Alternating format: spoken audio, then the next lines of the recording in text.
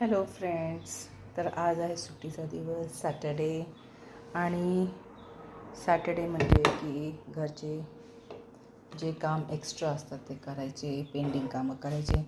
तर सगळ्यात पहिलं माझं काम राहतो की जसं साठवलेले दूध राहतात 2-3 दिवस, कारण दूध खूप कमी पिलं जातं. तरी मी आठवड्यातून अर्धा लिटर दिवसातून अर्धा लिटरच घेते. तर आमच्याकडे दूध काही जास्त पिलं जात नाही. आम्ही तिघांमध्ये कधी मुलगा घेतो तर तो पण कपभरच घेतो. असं करता करता 3-4 दिवसाचं आमचं दूध उरतो आणि मग एवढा पातेलभर कधी साठतो. तर सॅटर्डेला बरंचसा वेळेस माझा हे दुधाचं पनीर बनलं जातो. साई काढली जाते, साई बनवून आणि मग माझा तूप आणि पनीर दोन्ही तयार होत राहतात.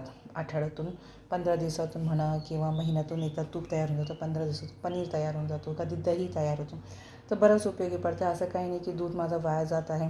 मी त्याचा पनीर बनवत आहे आणि मी त्याचा दही पण बनवून टाकते. दही उन्हाळ्यात, आता उन्हाळा आला तर खाण्यास पण चांगलं दही.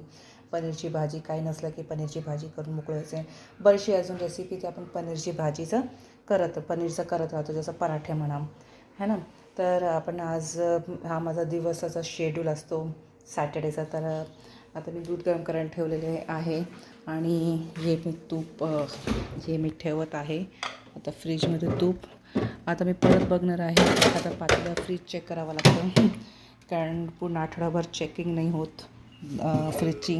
तर कुठे काय एक्स्ट्रा अजून दूध पडलेलं आहे, काही भाजीपाला एक्स्ट्रा आहे का ते बघा. अजून एक मला दुधाचं पातेलं 2-3 म्हणजे 4 दुधाचे पातेले असले का 4चे 4 भरले. तर रोज कसे काय आपण है ना, कशात दूध भरणार. तर मला हे पातेलं रिकामे करावं लागतात असे 2-2, 3-3 दिवसांचं. आता मी हे भरून ठेवते. हे पूर्ण माझा हा दुधाचा पातेला पण पूर्ण भरून गेलेला आहे आणि याचा मी आता अर्ध्या पातेल्याचं वाटलंच तर थोडं दुधाचं दही करेल आणि बाकीचा मी पनीर करून टाकेल. तर तुम्ही पण असं काही करू शकतात. आणि माझा तर हा शेड्यूल राहतो, असं माझा शेड्यूल राहतो. हां, तर मी दूध उकळायला ठेवलं होतं आणि उकळलेलं दूध आहे. गॅस पण मी बंद केलेला आहे. उकळून झालं की 5-10 मिनटं मी असं दूध ठेवते. थंड पण होऊन देत नाही मी दुधाला, पण मी असं दूध ठेवते.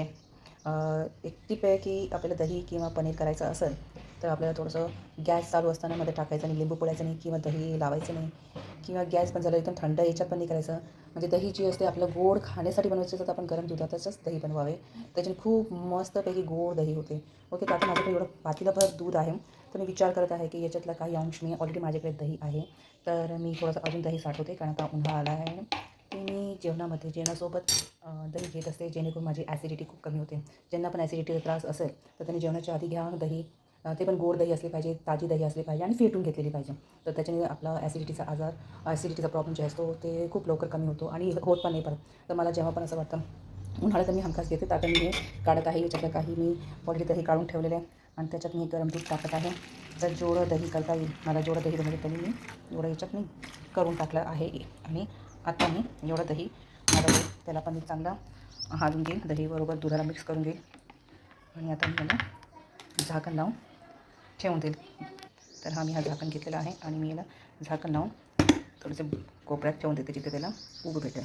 तर मी असं इथे ठेवून दिलेलं सध्या तरी, नंतर मी व्यवस्थित ठेवते. आता मी करणार आहे पनीरसाठी मी हे लेमन ज्यूस बनवून घेतलेला आहे.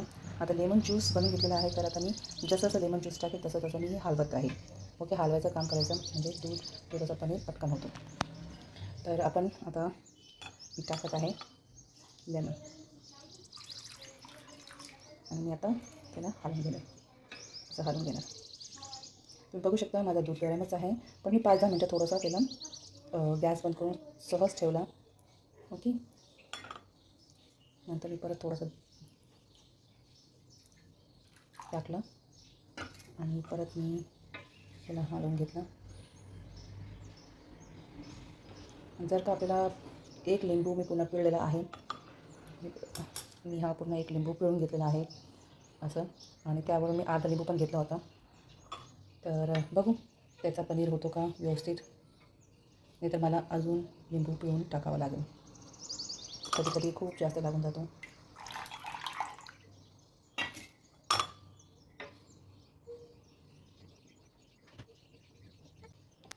तर तुम्ही बघू शकता माझा पनीर पण रेडी झालेला आहे. हे बघा, आणि अशा पद्धतीने पनीर केलं ना तर खूप सॉफ्ट होतं आणि त्याची टेस्ट पण भारी वाटते. आता मी ह्याच पनीरला मी आता या कपड्यांमध्ये चाळून घेऊ. पांढऱ्या कपडा कॉटनचा कपडा मी घेतलेला आहे, लाईट मिरची केलेली आपली. तर मी याच्यात चाळून घेतलेली बघू शकता. आता मी याला पिळून घेणार. तर बघा आता हा मस्त एकदम गोळा झालेला आहे पनीरचा आणि एकदम सॉफ्ट गोळा झालेला आहे. आता याच्यात मी थंड पाणी टाकेल जेणेकरून त्याचा जे पण खटास पण आहे ते निघून जाईल आणि मग त्याला मी 20 ते 25 मिनिटं फक्त दाबून ठेवणार. आपण काय करतो की 1-1, 2-2 तास त्याला ठेवतो, नाही, आपल्याला 20 ते 25 मिनिटं ठेवायचं आणि नंतर लगेच फ्रीजमध्ये आपण ठेवू शकतो त्याला. आणि मग जेव्हा लागेल 1 ते 2 दिवसात आपण ही पनीरची भाजी बनवून, पनीरची भुर्जी बनवून किंवा पनीरची पकोडे बनवून किंवा पनीरचे पराठे करून आपण कधीही खाऊ शकतो.